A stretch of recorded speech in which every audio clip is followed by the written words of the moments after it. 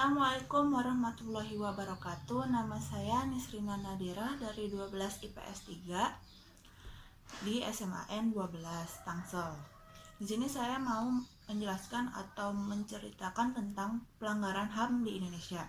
Sebelum itu saya akan menjelaskan tentang apa itu pelanggaran HAM.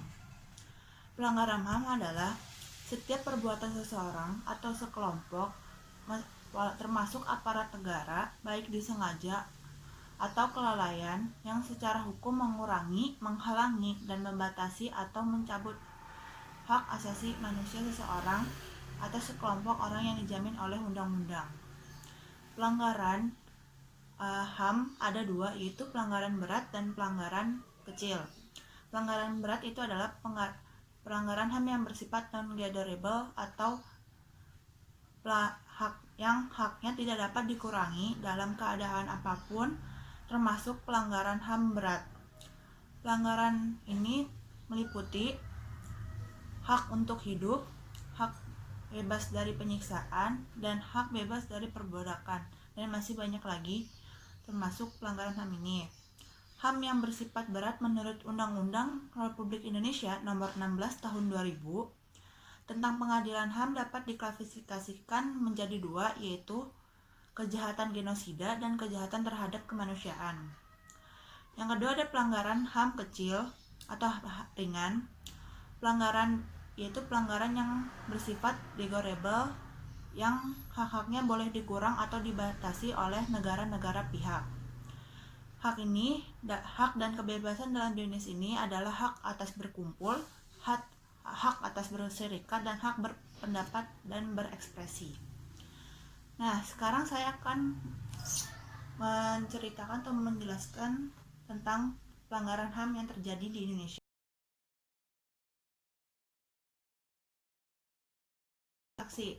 Tragedi Taksi terjadi pada 12 Mei tahun 1998. Dalam tragedi ini terjadi peristiwa penembakan mahasiswa Universitas Trisakti. Pada tahun 1998 terjadi krisis moneter yang berakibat ke banyak sektor. Keadaan ini mengundang aksi protes mahasiswa pada saat itu. Pada tanggal tersebut, mahasiswa Universitas Trisakti mengadakan long march menuju gedung MPR dan DPR untuk melakukan demo. Namun sebelum sampai di gedung itu, aksi ini ditentang oleh polisi. Setelah kedua pihak berunding, disepakati bahwa polisi dan mahasiswa sama-sama mundur. Saat mahasiswa mundur lagi ke kampus mereka, terjadi sebuah provokasi yang menyebabkan beberapa mahasiswa terpancing. Akhirnya kerusuhan pun terjadi.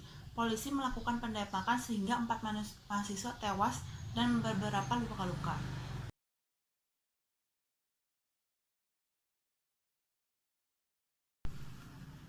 Yang kedua adalah pembunuhan Munir. Yaitu Munir Said Tholib adalah seorang aktivis HAM. Ia telah banyak melakukan pembelaan hukum kepada orang-orang yang tertindas. Salah satunya menjadi pembela keluarga penculikan paksa yang terjadi pada tahun 1997 dan 98. Munir juga merupakan pengkritik pemerintah yang berkuasa saat itu. Di tahun 2004, Munir ditemukan tewas dalam pesawat menuju Amsterdam. Hasil otopsi yang dilakukan oleh tim forensik Belanda menemukan adanya senyawa arsenik dalam jasad Munir. Hasil ini mengindikasikan bahwa aktivis HAM ini sengaja diracun oleh pihak tertentu yang bermaksud menyingkirkannya.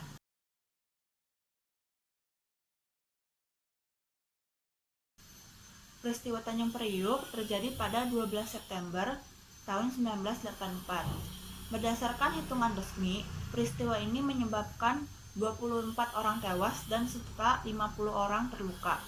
Akan tetapi, menurut perkiraan ada lebih dari 100 warga Tanjung Priuk yang tewas, hilang, ataupun terluka. Peristiwa ini diawali dengan kedatangan anggota Bintara ke Masjid As-Saadah yang berlokasi di Tanjung Priuk. Ia memerintahkan pengurus masjid tersebut untuk melepas spanduk yang berbau kritik pemerintah, dan pihak masjid menolaknya. Anggota Bintara ini melepas atribut tersebut dengan cara masuk ke masjid tanpa melepaskan alas kaki.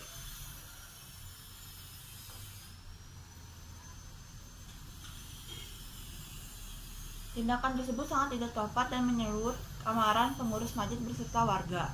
Mereka membakar motor dan menyerang anggota Bintara tersebut.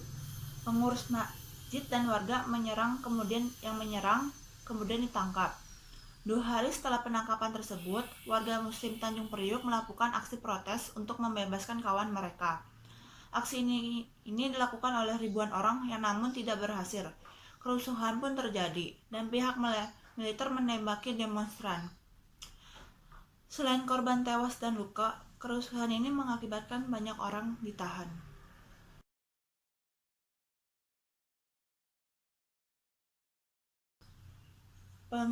Pembantaian Rawagede ini terjadi di Kampung Rawagede terletak di Karawang.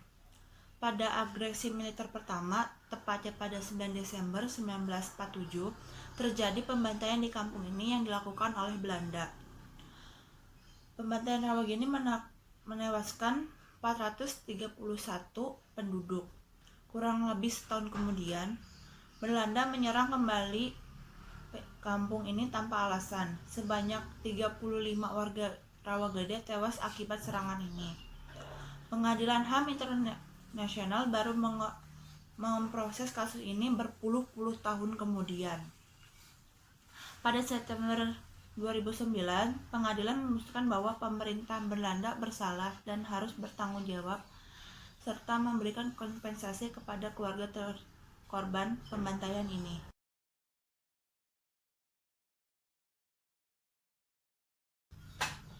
Pada tahun 1997 dan 98, Indonesia mengalami pergolakan yang cukup hebat.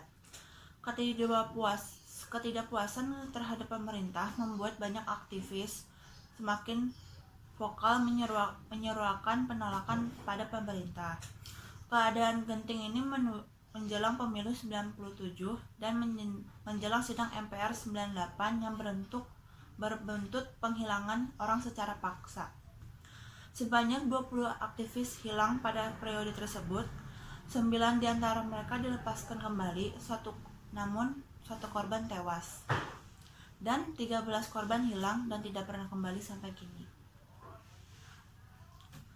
Penculikan yang dilakukan oleh aparat ini terjadi di Solo, Lampung, dan paling banyak di Jakarta. Dan itu adalah beberapa kasus pelanggaran HAM yang terjadi di Indonesia. Nah, sekian dari saya. Wassalamualaikum warahmatullahi wabarakatuh.